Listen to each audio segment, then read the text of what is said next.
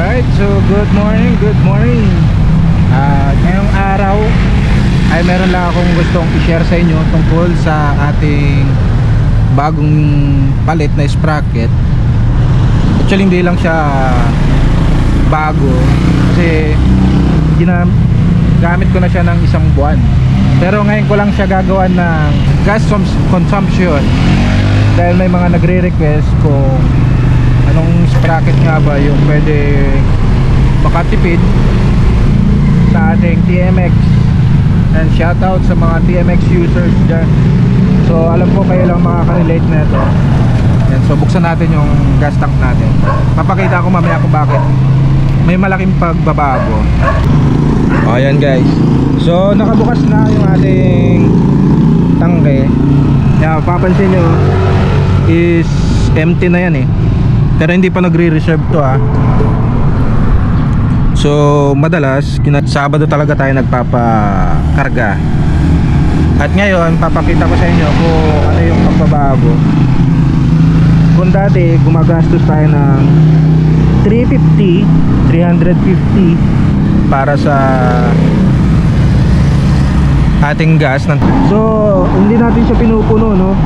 So pinapaabot lang natin hanggang dito sa may itong pinakabilog.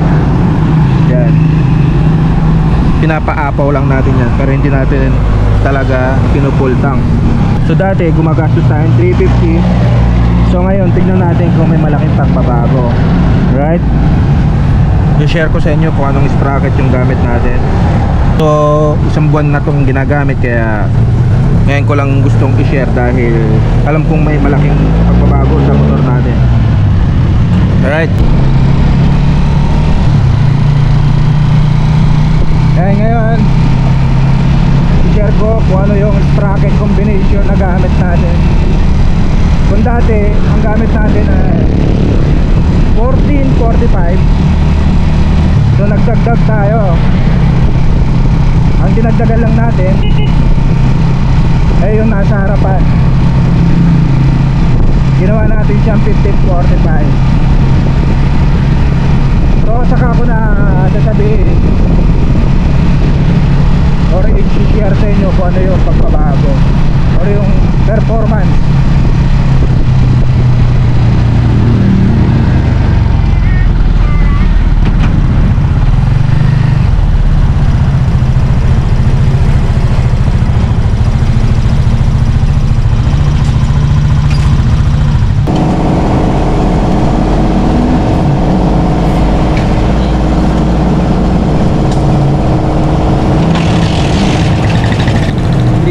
Unleaded.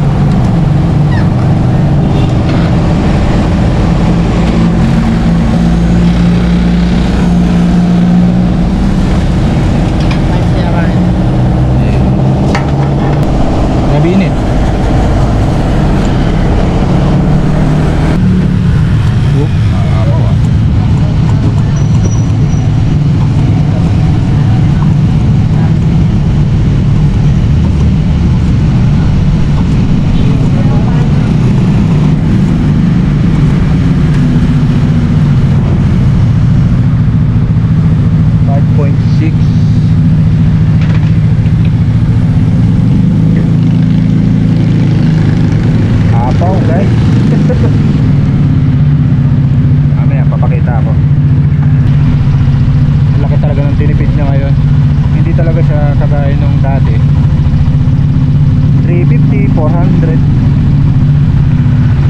Para lang mapaapaw.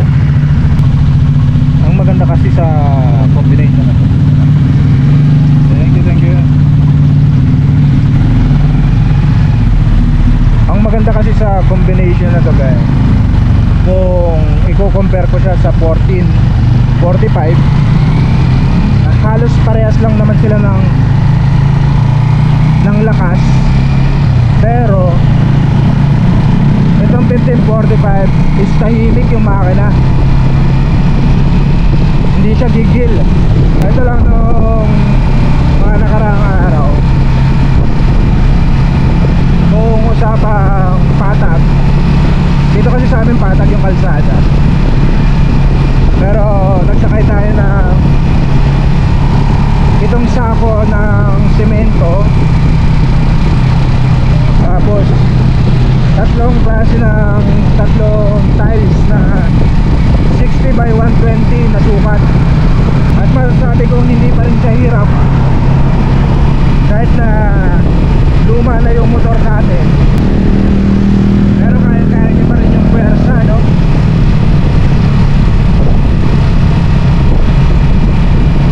Sa ngayon, ito na yung masasabi kong pinaka matipid na sprocket combination na nagamit ko, guys, ha. Ito, sariling opinion ko lang ito dahil siyempre tayo lang din naman nakakaalam, tayo rin naman ang gumagamit ng motor na to. May mga nagtatanong kasi kung ano nga ba sprocket combination yung pwede natin masabing makakatipid.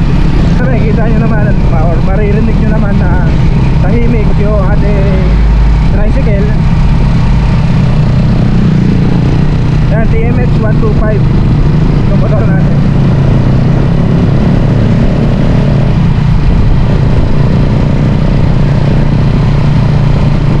Papakita ko sa inyo ko yung laman ng ating tangke ngayon. Yan, guys, pakita ko lang saglit.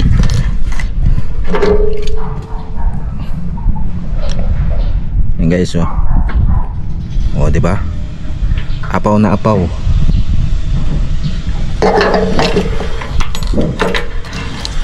Sobra-sobra pa.